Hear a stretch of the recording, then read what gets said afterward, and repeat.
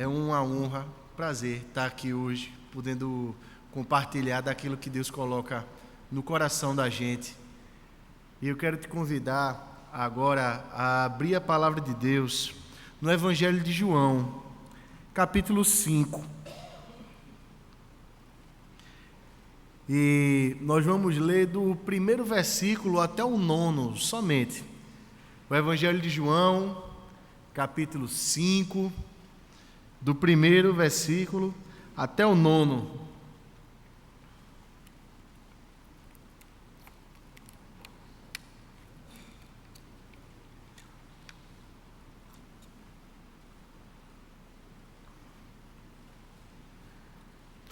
Diz assim a palavra de Deus: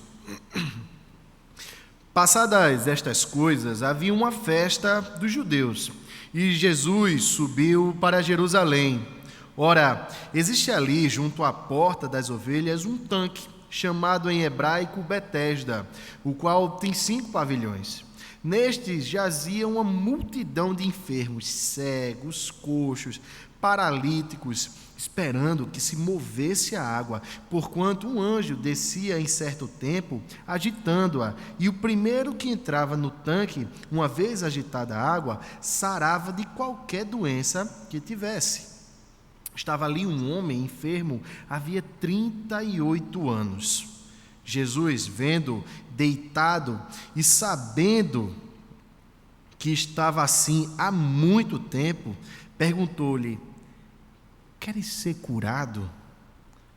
Respondeu-lhe o enfermo: Senhor, não tenho ninguém que me ponha no tanque quando a água é agitada, pois enquanto eu vou, desce outro antes de mim. Então lhe disse Jesus: Levanta-te, toma o teu leito e anda. Imediatamente o homem se viu curado e, tomando o leito, pôs-se a andar. Vamos orar mais uma vez? Deus, essa é a tua palavra, Pai. Ela é viva e eficaz.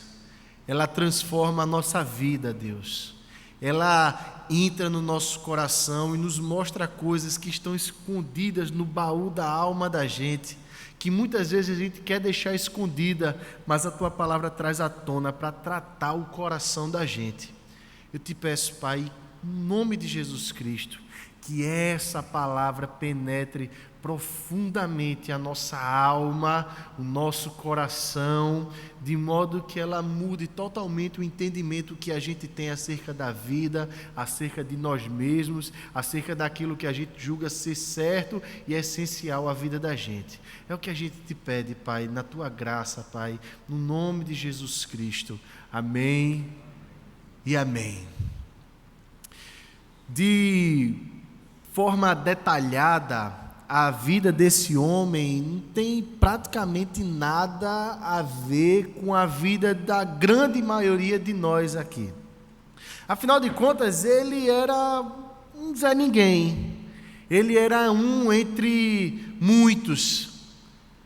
Gente numa condição social totalmente segregada. Era um mendigo, alguém da esquina, farrapento, andrajoso, mão calejada talvez de se arrastar no chão, em cima de uma esteira imunda. Quem dava banho nele, né? Quem é que alimentava? Talvez com os dentes podres, barba desgrenhada, cabelo colado. Era um ninguém, um qualquer, um da esquina.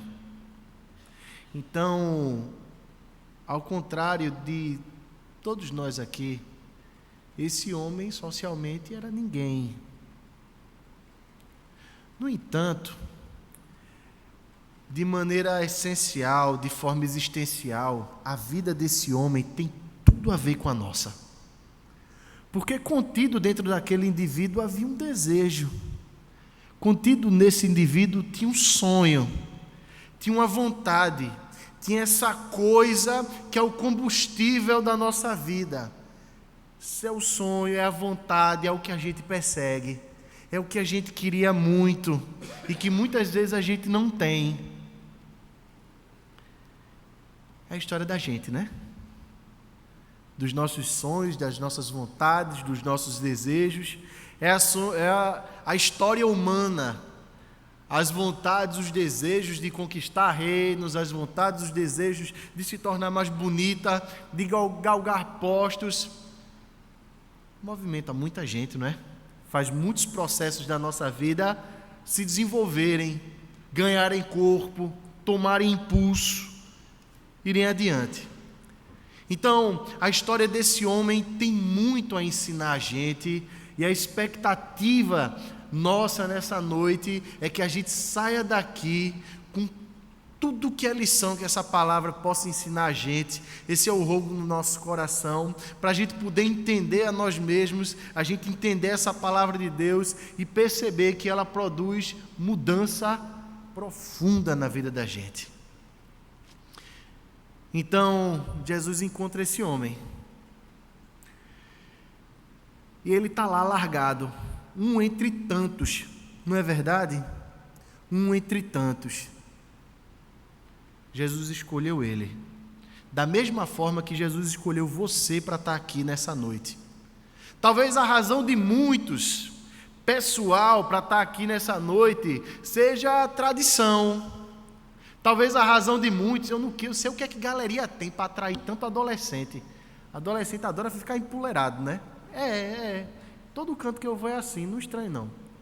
Mas talvez a razão de muita gente dali de cima seja porque a menina que ele gosta veio e ele queria paquerar, né? Ficar com a turma. Mas eu acredito que Jesus Cristo te trouxe aqui nessa noite. Ele escolheu você para estar aqui nessa noite, da mesma forma que ele escolheu aquele homem para curar naquele dia. Era um sábado. Daí a alguns meses, alguns anos, Jesus, são meses, 1 ano e 8 meses mais ou menos, Jesus Cristo ele vai curar uma multidão de pessoas que estavam nessa mesma situação, provavelmente nesse mesmo lugar, no templo. Mas naquele dia, naquele momento, Jesus escolheu aquele homem, da mesma forma que não importa a razão para que você venha estar aqui hoje, nessa noite, Jesus te trouxe aqui para te fazer uma pergunta que ele fez àquele homem naquele dia, que era a pergunta que fazia a pessoa manifestar o desejo do coração, que demandava uma resposta urgente e total. E Jesus simplesmente chega para ele e pergunta: você quer ser curado? O que parece uma pergunta extremamente óbvia, não é verdade? Afinal de contas, tem um homem ali, há mais de 30 anos, 38 anos, muito provavelmente padecendo de uma doença degenerativa que o impediu de se movimentar e estava ali na expectativa de entrar em algum lugar que provavelmente, segundo um folclore, segundo uma tradição que dizia, segundo dizia o povo da crendice popular, que a água ia se mexer e essa água ia curar. Esse homem estava ali para isso. No entanto, essa pergunta de Jesus faz a gente olhar para dentro do nosso coração e ver a quantidade imensa de coisas que precisam ser curadas dentro da nossa vida e que muitas vezes a gente não quer. E Jesus Cristo quer te perguntar nessa noite, de cara: você quer ser curado daquelas coisas que estão aí dentro do teu coração e que precisam de cura? E aqui, meus irmãos, a resposta pode se dividir em 3 categorias de pessoas. Existem as pessoas que sabem que têm que ser curadas, mas não querem. Existem as pessoas que querem ser curadas, mas não sabem como. E existem as pessoas que simplesmente não querem ser curadas, sabem como ser curadas, mas não querem. Tem tanta gente que quer aquilo que não precisa e precisa aquilo que não quer, não é verdade? Ele quer aquilo que ele não precisa, mas aquilo que ele precisa de fato ele não quer. A gente faz isso com tanta coisa na vida da gente, não é mesmo? Então a irmãzinha, ela está aí aos 30 e poucos anos de idade, já olhando para as fotos, e olha para uma foto dela e olha para uma foto da mãe, e diz assim: eu não quero me tornar assim, mas eu não sou mais assim. Aí ela se angustia e vai tomar um banho de loja. Aí faz o cabelo, e faz as unhas e tal, e faz a... Nada contra isso, minha querida, mas se isso vai curar você dessa ansiedade que você sente, esse medo galopante que você tem, minha querida, não vai te curar, viu? Isso pode ser um paliativozinho, mas isso não vai te curar. Então o menino completou 17 anos de idade, 16 anos de idade, então ele decide que tem que ser alguém na vida. E a referência dele são os atores hollywoodianos. Ele olha para a TV e vê Vin Diesel. Ele olha para a TV Capitão Nascimento. Ele vê qualquer outra pessoa e diz assim: eu tenho que me tornar esse cara. E aí ele vai malhar. Vai tomar whey. Tem um bocado de gente rindo e se acotovelando. Está rindo por quê? Agora eu vou perguntar feito ao Oswaldo Montenegro: é adesão ou autocrítica? Hã? E aí de repente você olha para um lado e vê que o carro do irmão não é um carro popular igual ao seu. E aí você diz assim: eu preciso ser alguém na vida. Aí você entra no financiamento para ter um carro melhor. Afinal de contas você merece, porque você é filho de Deus. E aí, para você dar uma espiritualizada na coisa, você coloca do lado "Ô glória" no carro, ou então presente de Deus, ou então foi Deus que me deu, tal, qualquer coisa assim. Não é isso que a gente faz, porque você acha que isso vai curar você dessa sua coisa de se sentir inferior. Tem gente que quer aquilo que não precisa para curar aquilo que só Jesus Cristo pode curar. Quem precisa ser curado são os nossos valores, é o nosso caráter, é o nosso ego, é o nosso eu. Tem gente que não quer aquilo que precisa, porque aquilo que precisa não promove, porque aquilo que precisa tira você de uma posição de coitadinho para uma posição de igual. E a gente não quer ser igual, a gente quer ser maior, a gente quer se sobrepor. E a gente hoje acaba vivendo e se apropriando, inclusive espiritualizando a vida do evangelho dos evangélicos, que não é o evangelho dos evangelhos, que não é o evangelho da Bíblia, é o evangelho que coloca a gente por cabeça e não por cauda. É a Bíblia, é o Evangelho que coloca você e que promete você coisas e que Deus tem que prometer. É a oração rápida, é a oração fast food, porque eu tenho que ganhar a vida. Deus faça logo na minha vida, e olha, Ele se apresse porque eu tenho hora, eu tenho que ganhar.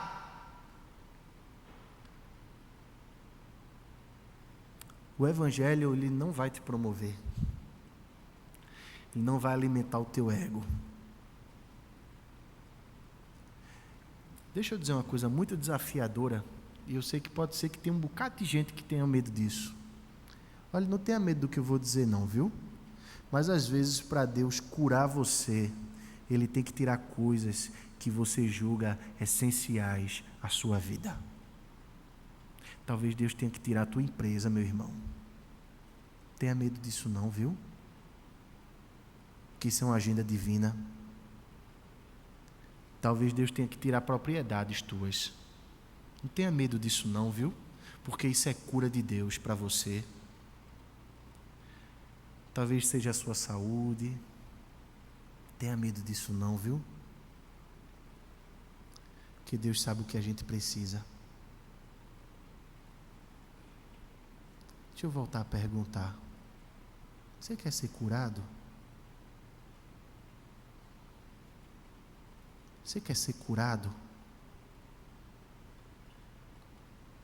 dessa quantidade imensa de coisas que você julga essencial à sua vida e que provavelmente Deus vai olhar lá de cima e vai dizer: você não precisa disso, meu querido. Isso está te aprisionando muito mais do que está te libertando.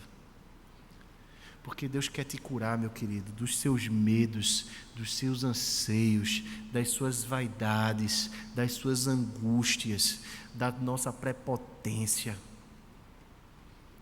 do nosso senso meritocrático. Deus quer curar a gente de tudo isso. Então a pergunta de Jesus não foi nada boba, muito pelo contrário, ela traz uma reflexão extremamente profunda e desafiadora a qualquer um de nós. Você quer ser curado?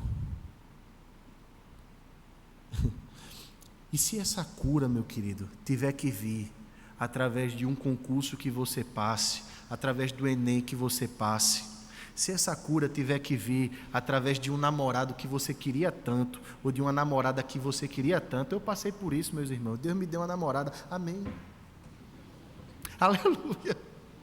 Eu vou chorar, porque foi graça dele mesmo, porque penso numa mulher bonita. Ela não veio hoje não, porque ela teve que ficar com minha miudinha, mas vocês vão conhecer ela, Mari, linda. Mas se Deus, Ele tiver que te dar alguma coisa, para você compreender mais da cura dEle, meu querido, Ele vai dar. Mas no final das contas, sabe o que cura você? É aquilo que Paulo entendeu. É aquilo que Davi entendeu, é aquilo que José entendeu. A gente conversou sobre José mais cedo. É aquilo que Abraão entendeu, é aquilo que Jó entendeu, que a graça de Deus basta, e a graça de Deus em si é a cura. Não é o objeto que a graça traz, não é de maneira nenhuma a pessoa amada, não é de maneira nenhuma coisa que seja acessória à nossa existência. É a graça de Deus que é a cura. Deixa eu te perguntar de novo: você quer ser curado? Você quer ser curado? Ok, pastor. Ponto! Eu quero ser curado, eu quero ser alvo da graça de Deus. Quero muito ser alvo da graça de Deus, mas,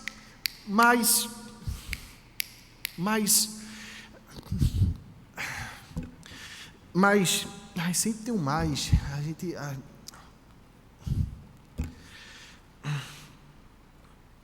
Não tenho ninguém que me ponha no tanque. Eu queria, mas então desconsidero o resto e só considero depois do mais. Eu queria, mas não dá. É engraçado isso, né? É engraçado porque a gente sempre coloca alguma coisa que condicione a graça de Deus. Eu queria muito, mas eu não consigo. E quanto desejo autodestrutivo a gente carrega com a gente, não é verdade?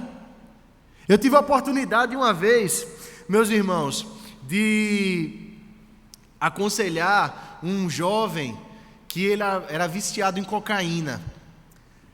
E ele dizia assim: eu quero me livrar disso, mas eu não consigo. Eu quero sair disso, mas eu não consigo.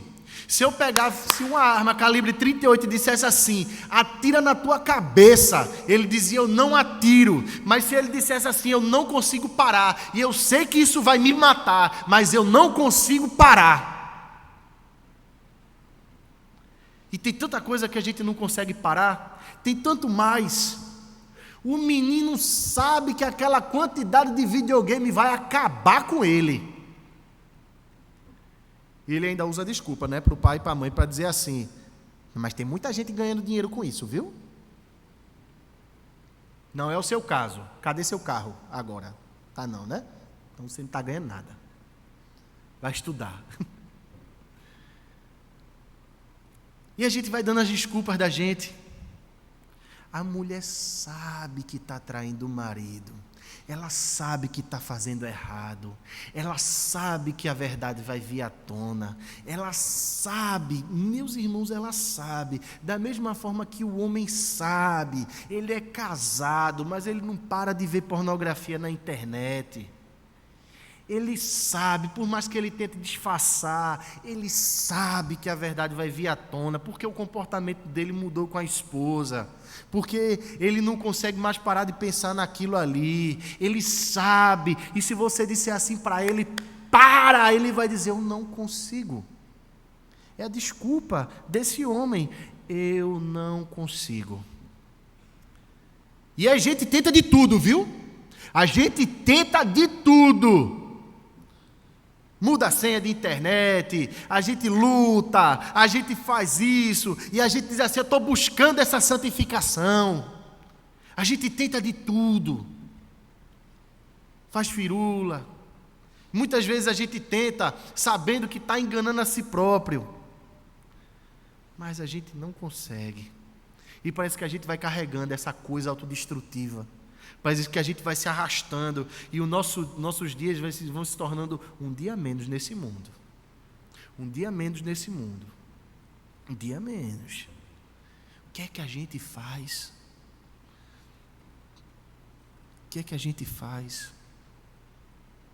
Lembra daquele Jesus que trouxe aquele homem, que chegou naquele homem, que foi conversar com aquele homem? Esse mesmo Jesus que está aqui hoje. Esse mesmo Jesus Cristo que está vivíssimo, que age e que opera nesse dia de hoje, que trouxe você hoje aqui para tratar o teu coração, meu querido. Então isso daí é obra dele, na tua vida, na minha vida, na vida de todos nós, seres humanos. É obra dele na vida da gente. Então lhe disse Jesus, levanta-te, toma o teu leito e anda.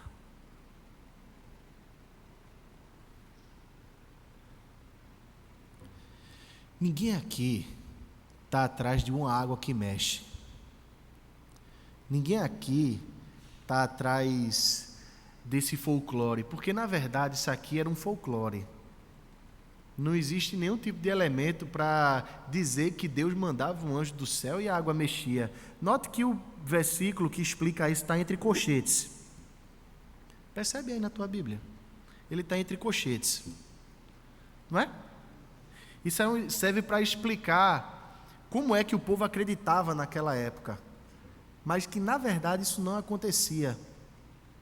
A gente não está atrás dessa mandinga, mas tem tanta gente atrás de coisas que os outros disseram que funciona, mas que não funciona.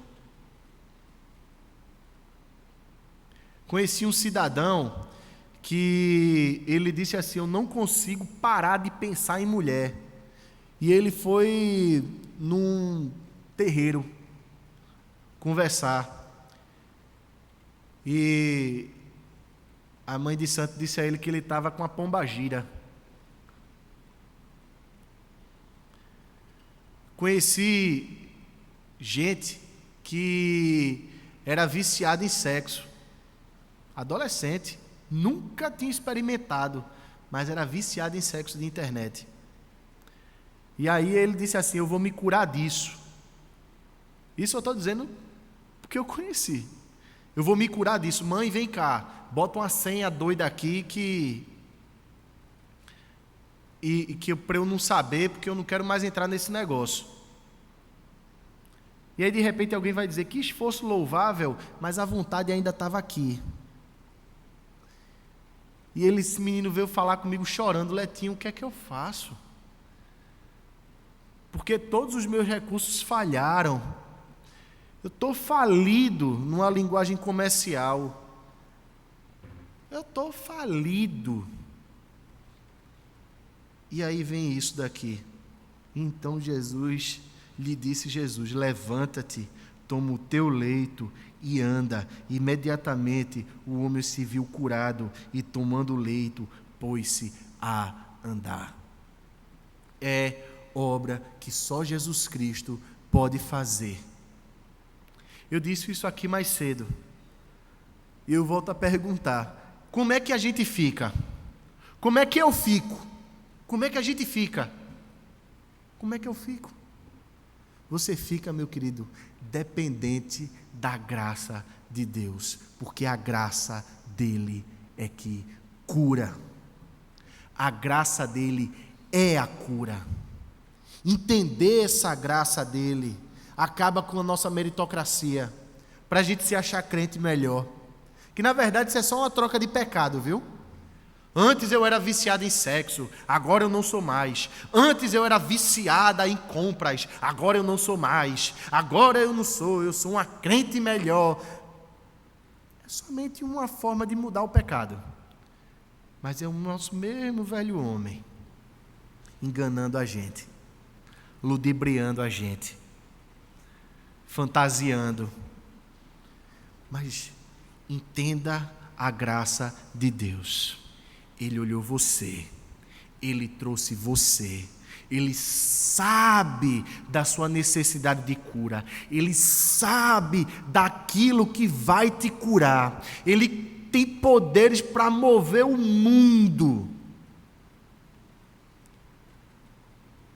e tem bondade para nos mostrar os nossos defeitos, os nossos anseios, as nossas limitações, os nossos medos mais fundantes, mais profundos. E esse Jesus Cristo que está aqui já te perguntou: você quer ser curado? E se a sua resposta foi sim, e foi de todo o seu coração, meu querido, porque você entendeu essa graça dele e você disse assim: eu quero ser curado. Agora ele diz assim: se levante, que você não está mais nessa condição. Pega teu leito, teu trapo, essa esteirinha aqui. Se a gente for traduzir, é isso que tem lá, essa esteira aqui que você se deitava, essa vida velha, esse apoio, essa coisa que te dignificava nem que fosse 2 milímetros acima do solo, enrola isso e vai embora, que você está curado. E você não precisa de mais nada. Não promoveu aquele homem. Ele agora tinha que levantar, trabalhar, batalhar pelo pão. Ninguém olhava mais para ele com peninha, ninguém olhava mais para ele como coitado. Ele tinha que se esforçar. Mas o que é conversão, se não isso? Você, com todas as suas experiências, caminhando numa outra direção, para ser uma pessoa diferente. Foi o que aconteceu com aquele homem. É o que Jesus Cristo quer que aconteça com você. Isso é obra dele. É coisa dele. Só ele pode fazer. Absolutamente mais ninguém pode fazer isso por você. Você pode se esforçar, meu querido, ao máximo. Você pode ser o melhor intérprete da Bíblia. Você pode ser a pessoa que pratica todos os dogmas do que os evangélicos dizem que você deve praticar. Você pode ocupar cargos. Você pode ter postos. Você pode ser aquela pessoa que sabe de absolutamente nada, mas se a graça de Deus não desceu para o teu coração, você ainda não conheceu a cura de Deus, que é o ser liberto. Que é o ser liberto. Que é o ganhar condições de ir e vir. E de não se achar melhor do que ninguém. De não precisar mais. Não precisar mais. O homem livre trilha o caminho da não necessidade. Eu não preciso mais. Eu não preciso mais. Eu não preciso mais. Eu não preciso provar para ninguém. Eu não preciso provar para mim mesmo. Eu não preciso vestir para me sentir. Eu não preciso me pentear para me sentir. Eu não preciso buscar ser alguém para me sentir. Eu não preciso fazer o curso universitário X para me sentir.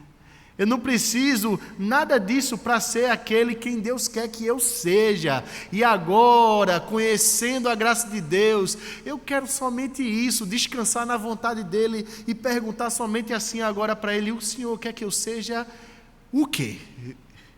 O que é que o Senhor quer curar agora? E Deus vai mostrar para você um monte de coisas que vai ser curada. E Ele não vai poupar esforços para mudar isso daí na sua vida. Ele quer andar com você todos os dias. Ele quer te exortar, porque esse mesmo Jesus exortou esse homem depois. Ele chegou para esse homem depois e disse assim: olha, tem cuidado, viu? Não peque mais não, tá? Esse homem conheceu a graça. E ele conheceu que ele só não ia conseguir pecar mais se esse Cristo que liberta habitasse o coração, a mente, povoasse os pensamentos dele para sempre. Expectativa nossa é que essa cura de Deus para a alma, para o coração, ela entre na nossa vida e seja de forma tão decisiva que te faça caminhar na outra direção, que te faça levantar e você dizer: eu sou curado dos meus pecados, eu sou liberto desse chão por Cristo Jesus, e o mérito é somente dele, porque a graça é somente dele, porque nenhum esforço meu me fez erguer-se acima daquilo que eu sou, erguer-me acima daquilo que eu sou, é dele, por ele e para ele, somente para ele. Então agora resta a gente orar agradecendo a Deus porque a gente está aqui hoje, porque Ele trouxe a gente aqui hoje, para ouvir palavra para o nosso coração hoje, palavra que a gente vai levar para sempre, se ministrada pelo Espírito de Deus no nosso coração, ela é para sempre. Vamos orar? Deus, a gente quer te agradecer, Pai, pela Tua graça, te agradecer, Deus, porque o Senhor vê tanto esforço da gente, Pai, tanta gente cocheando por aí, buscando uma cura, tanta gente com vontade autodestrutiva, Pai, no coração, Pai, mas ao mesmo tempo, o Senhor vai com toda a graça, graça envolvente, graça poderosa, graça transformadora, graça que cura, que muda, que faz transbordar de alegria, que muda valores, dispositivos do coração, Deus. Eu te peço, Pai, no nome de Jesus Cristo, que essa graça, Pai, Deus, que a gente não pode escapar, irresistível, essa graça nos mostre todos os dias aquilo que precisa ser curado no nosso coração, na mente, em tudo que compõe o nosso ser, que seja a Tua graça, Pai, e que não haja mérito absolutamente nosso, tudo é para Ti, para a honra e para a glória Tua, e que o Senhor nos faça, Pai, ninguém para o mundo, mas alguém que o Senhor conhece, sabe o nome, as necessidades reais de cura, Deus. Muito obrigado, Pai. Te agradecemos por isso. Te pedimos que no nome de Jesus Cristo, o Senhor acompanhe cada pessoa aqui, cada um que entrou aqui aflito, Pai, cada um que entrou aqui com conceitos equivocados a respeito de si e da Tua palavra, a respeito inclusive do Senhor. Oh Deus, muda, Pai, muda de Senhor, porque só o Senhor pode fazer isso com a gente, e é no nome do Teu Filho Jesus, que morreu e ressuscitou, que nós te oramos. Amém e amém, meus irmãos.